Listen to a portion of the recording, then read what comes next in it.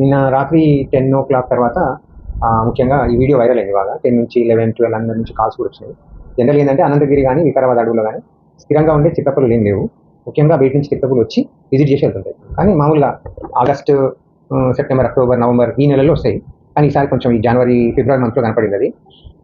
మా అనుమానం ఏంటంటే ఈ ముఖ్యంగా కర్ణాటక సైడ్ నుంచి అయినా వస్తాయి చిరుతపులులు ఇక్కడికి, లేదంటే మనకు మహమ్మదాబాద్ ఆర్ఎఫ్ ఉంది, రిజర్వ్ ఫారెస్ట్ మహబూబ్‌నగర్ జిల్లాకు సంబంధించింది. అక్కడ కొంచెం దట్టమైన అడవి ఉంటుంది కాబట్టి అక్కడ నుంచి కూడా వస్తాయి. వచ్చి మెల్లిగా అది రూమింగ్ చేసుకుంటూ ఇట్లా వెళ్ళిపోతుంది అది. సో ఇక్కడ కూడా ఏంటంటే రాత్రి చూసిన వీడియోలో మనకు అనంతగిరి గుట్టల్లోనే రోడ్ దాటుతూ కనిపించింది. అది మామూలుగా మన సిబ్బంది, ఫారెస్ట్ సిబ్బంది కూడా ఇమీడియట్‌గా నైట్ 12, 1, 2, 3 ఓ క్లాక్ వరకు కూడా ఆ ఏరియా అంతా పెట్రోలింగ్ చేశారు. నిజంగానే అదే ప్లేస్‌లో చిరుతపులి వెళ్ళినట్టు కొంచెం ఆధారాలు కనిపించినాయి.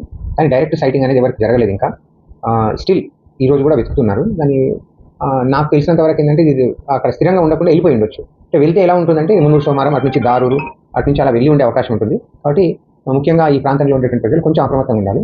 మనుషుల మీద దాడి చేసే అవకాశాలు చాలా తక్కువ, దాడి చేయదు. చిన్న పిల్లలు ఒంటరిగా ఈ ఫారెస్ట్ ఏరియాలకు వెళ్ళినప్పుడు కొంచెం జాగ్రత్తగా ఉండాలి, పంపించకుండా ఉండాలి. ఒకరిద్దరు కలిసి తిరుగుతున్నప్పుడు చిత్తపులిని దాడి చేసే అవకాశం చాలా తక్కువగా ఉంటుంది. కొంచెం అప్రమత్తంగా ఉంటే చాలు.